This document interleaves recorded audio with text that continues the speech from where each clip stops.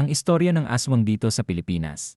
Ang aswang ay isang tanyag na nilalang sa mitolohiya ng Pilipinas, na kadalasang inilarawan bilang isang uri ng demonyo o maligno. Sa iba't ibang rehiyon ng bansa, may mga natatanging bersyon at kwento tungkol sa aswang, ngunit marami sa kanila ang may magkakatulad na tema at katangian. #pagkakakilanlan at katangian. Karaniwan, ang aswang ay sinasabing may kakayahang magbago ng anyo, madalas na nagiging tao o hayop. Kadalasan, inilarawan sila bilang masama, kumakain ng laman, at may kakayahang sumipsip ng dugo.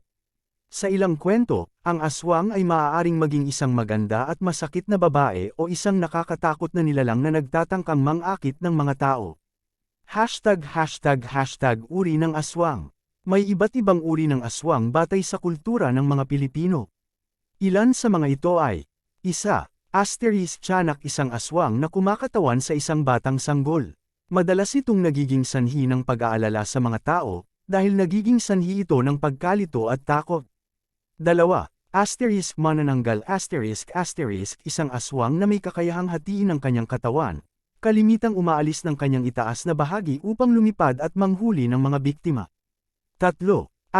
Pizzle, isang aswang na nagiging asong mabangis. May kakayahan itong manakit at manghuli ng mga tao.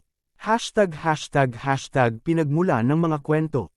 Ang mga kwento tungkol sa aswang ay nagmula sa mga sinaunang paniniwala at tradisyon ng mga Pilipino. Ginagamit ang mga ito upang ipaliwanag ang mga hindi maipaliwanag na pangyayari sa kalikasan, sakit, at iba pang trahedya.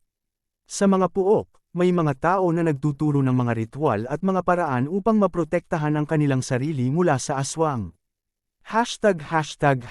Kahalagahan ng kwento. Bagamat ang aswang ay isang kathang-isip na nilalang, ang mga kwentong ito ay may mahalagang papel sa mas malawak na kultura at tradisyon ng mga Pilipino. Nagbibigay ito ng pagkakakilanlan, aral, at nagsisilbing isang paraan para sa mga tao na pag-usapan ang mga takot at pag-aalala. Pagkakaiba ng aswang sa ibang nilalang.